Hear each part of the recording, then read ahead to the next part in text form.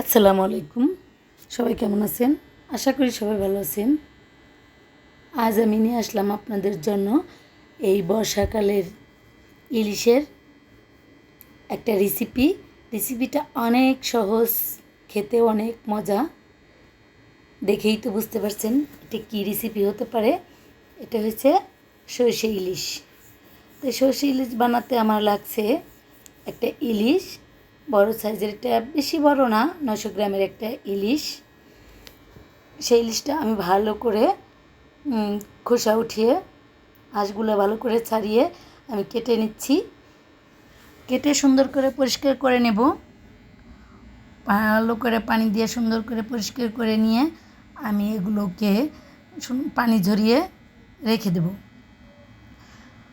পানি ঝরিয়ে রাখার পরে আমি অন্য প্রিপারেশনে চলে যাব রান্নাটার। আমি কড়াইতে তেল দিয়ে দিচ্ছি। আমি সব পেঁয়াজ বা যা উপকরণ আছে আমি সবগুলো সুন্দর করে কেটে নিয়েছি। এখন আমি এটাকে কিছু বেরেস্তা করার জন্য ভেজে নিচ্ছি। পেঁয়াজগুলো এরকম করে বেরেস্তা করবেন, দেখেন কোনোটা পুড়েও যায়নি, সুন্দর একেবারে। পুড়লে তিতা লাগবে। তো আমি ওই তেলের মধ্যেই আমি কাঁচামরিচ ফালি দিয়ে দিচ্ছি। এরপরে আমি সরিষা আর পেঁয়াজগুলো একসাথে ব্লেন্ডার করে নিয়েছি, বা আপনি পাটায় বেটেও নিতে পারেন। এরপরে আমি ওইটা তেলের মধ্যে দিয়ে দিচ্ছি, একটু লবণ দিয়ে দিচ্ছি। এরপরে হলুদের গুঁড়ো, মরিচের গুঁড়ো আর ধনিয়া না, এটা জিরা গুঁড়ো একসাথে মেখে নিচ্ছি। এই হচ্ছে আমার উপকরণ, আর অন্য কিছুই লাগবে না এর মধ্যে। এরপরে আমি ওই পানি দেওয়া গোলানো ওই মশলাটাও এর মধ্যে দিয়ে দিচ্ছি। দিয়ে দেওয়ার পরে যদি মনে হয় যে একটু পানি কম হয়েছে, তাহলে আপনারা একটু পানি দিয়ে কষিয়ে নেবেন। না হলে ওই পানিতে হয়ে গেলেই ওর মধ্যে এখন মাছগুলো আমি দিয়ে দিচ্ছি। মাছগুলো দিয়ে দিচ্ছি যে মাছটা যেন কষানো হয়। একেবারেও দিয়ে রান্না করে অনেকেই, আমি একটু অন্য প্রসেসে করলাম, সহজভাবে খেতে অনেকটা ভালো লাগে। কষানোটা হলে মশলাটা ভিতরে ভালো করে যায়। তাই আমি এক পিঠে কষানো হয়ে গেছে, তো আমি আরেক পিঠে একটু উল্টিয়ে দেবো। চুলাটা এমন বেশি আঁচে দেওয়া যাবে না, তাহলে মশলাগুলো বা সরষেগুলো পুড়ে যাবে, যেন পুড়ে না যায়, তেতো হয়ে না যায়। তা আমি আরেক পিঠে উল্টিয়ে দিচ্ছি সবগুলো মাছ একটা একটা করে। ওটা দিয়ে আমি একটু সময় রাখবো, 2 মিনিটের মতো রেখে ঢেকে দেব।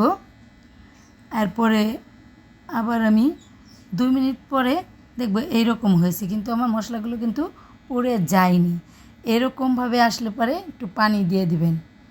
পানি দিয়ে দেখেন সুন্দর মতো নেড়ে চেড়ে, যিনি পুরো নিচে লেগে না যায় এমনভাবে। এরপরে আমি একটু পানি দিয়ে দিলাম। আপনি গরম পানি দিলে ভালো হয়, বা ঠান্ডা পানিও দিতে পারেন। এরপরে আমি দিয়ে ঢেকে দেব। ঢেকে দিলে আমি 5 মিনিটের মতো রাখবো ঢেকে। 5 মিনিট পর আমি মাছগুলো আবার উল্টিয়ে দেব। যে ওই পিঠটা থেকে এই পিঠে উল্টিয়ে দেব, 2 পিঠটাই যেন সুন্দর করে হয় মাছের। তা আমি সবগুলো মাছই সুন্দর করে একটা একটা করে উল্টিয়ে দিচ্ছি।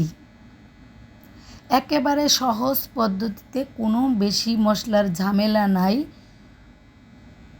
ঝামেলা ছাড়া একেবারেই সাধারণ মশলা দিয়ে শুধু সরিষা হলেই হবে।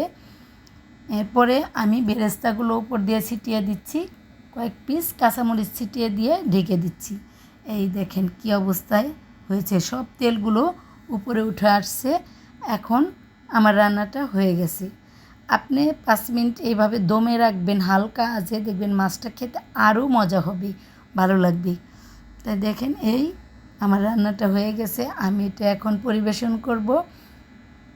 দেখতেই পাচ্ছেন কত সুন্দর লোভনীয় হয়েছে, খেতেও সেই মজা হয়েছিল।